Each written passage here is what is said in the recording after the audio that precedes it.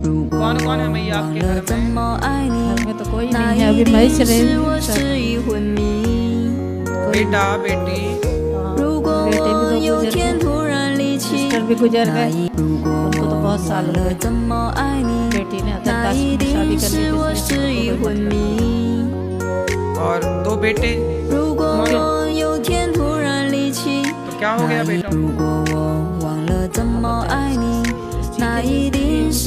बीमारी आई थी, पीलिया हो गया था एक बच्चे को, हाँ, एक बच्चे स्कूल में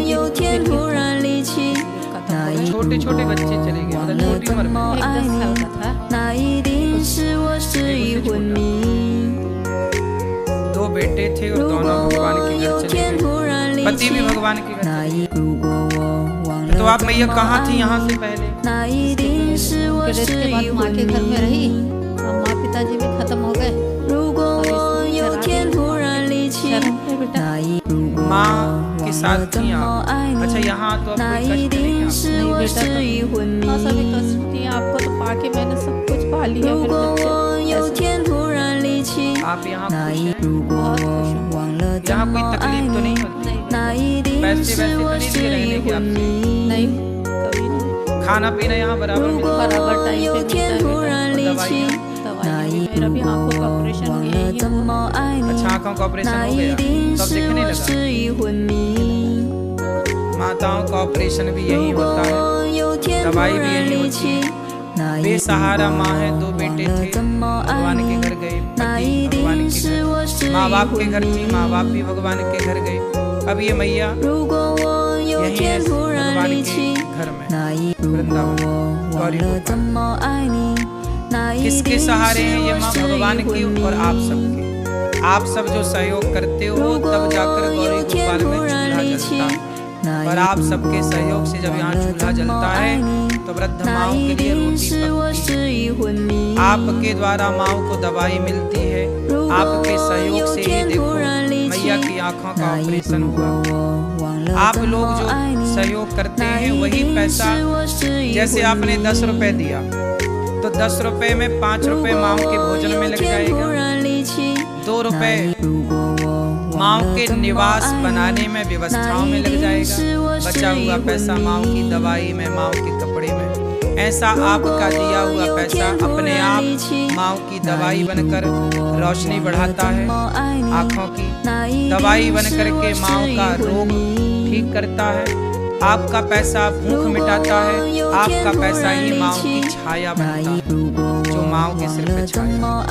तो आपका पैसा जब तक आपके जेब में है तब तक वो पैसा है, लेकिन जैसे ही वो गौरी गोपाल की सेवाओं से जुड़ा तो वो पैसा दवाई बन जाएगा, वो पैसा छाया बन जाएगा, वो पैसा रोटी बन जाएगा।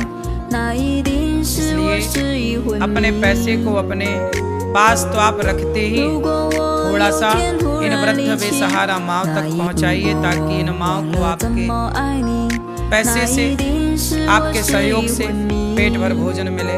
ये दास अनिरुद्ध आपसे यही प्रार्थना करता है कि एक एक माँ को आप गोद लीजिए, किसी एक माँ का सहारा बनिए। एक एक माँ को भी आपने गोद लिया, एक एक माँ को भी आपने रोटी दी, तो 290 वृद्ध माँ को समय पर रोटी, रात्रि का दूध 1-1 गिलास। अब सोचिए 1-1 गिलास दूध, मैया रात्रि को 1 गिलास दूध मिलता है कि नहीं आपको? मैया जी हाँ बेटा, दूध मिलता है जी। 1 गिलास, 1-1 गिलास दूध सभी माँ को दूध मिलता, सुबह फल मिलते हैं। ये सब कहाँ से आएगा? आप बंटवाएंगे, सहयोग करेंगे तब ना आएगा। तो आप भी इन माँ के लिए एक माँ को आप गोद ले सकते हैं, किसी माँ के लिए आप कमरा बनवा कर दे सकते हैं कि भाई हम कमरा दे रहे हैं माँ को, इन कमरे में ये वृद्ध माएँ रहें और अपना बुढ़ापा गुजारें। एक कमरे की छत डलवाएं, इन माँ को आप जो बन पड़े सभी माँ को भोजन दें, या एक माँ को। संत निवास बन रहा है, आप संत निवास में कमरा बनवा सकते हैं, संत निवास में संतों के लिए सहयोगी बन सकते हैं। आप सबके सहयोग से ही सारे कार्य हो रहे हैं, आगे भी होंगे। तो आपको लगे कि गौरी गोपाल में सेवा हो रही है, आप आकर खुद अपनी आंखों से देखिए, और मन करे तो आप भी बेसहारा माँ का, बताओ ये माँ जरूरतमंद माँ है कि नहीं? बोलो हाँ या ना। तो आप इनके बेटा बनो, बेटी बनो। आओ, कुछ भक्तों ने सहयोग किया है। मैया आप यहीं रहना मेरी माँ, ये दास आपका बेटा बनकर सेवा करेगा। कुछ भक्तों ने सहयोग किया। आप जैसे दानवीर महापुरुषों ने नाम सुनते हैं, भगवान से यही प्रार्थना करते हैं कि प्रभु आप सबकी झोलियां सदा भरी रहे। श्री उत्तम कुमार गुप्ता जी, श्री राजेश कुमार गुप्ता जी, श्री राकेश कुमार गुप्ता जी, श्री अनिल कुमार गुप्ता जी, अपनी माता जी की पुण्य स्मृति में इन्होंने स्वर्गीय श्री जामोती देवी अलवर राजस्थान से हैं, 1,25,000 रुपए का आपने सहयोग किया है वृद्धमाओं के लिए। कितना बड़ा पुण्य का कार्य इन्होंने किया है। आप भी अपने नाम को इस तरफ पहुंचाइए कि आपका भी नाम जब यहाँ से बोला जाए तो बिहारी जी सुने। भगवान आप सबको सुखी और स्वस्थ रखें, क्योंकि आपने जब आप किसी के बारे में सोचते हैं तो भगवान आपके बारे में सोचना शुरू कर देते हैं। जब आप किसी का सहारा बनते हैं तो भगवान आपका सहारा बनना शुरू कर देते हैं। इसलिए ईश्वर आपके साथी हैं।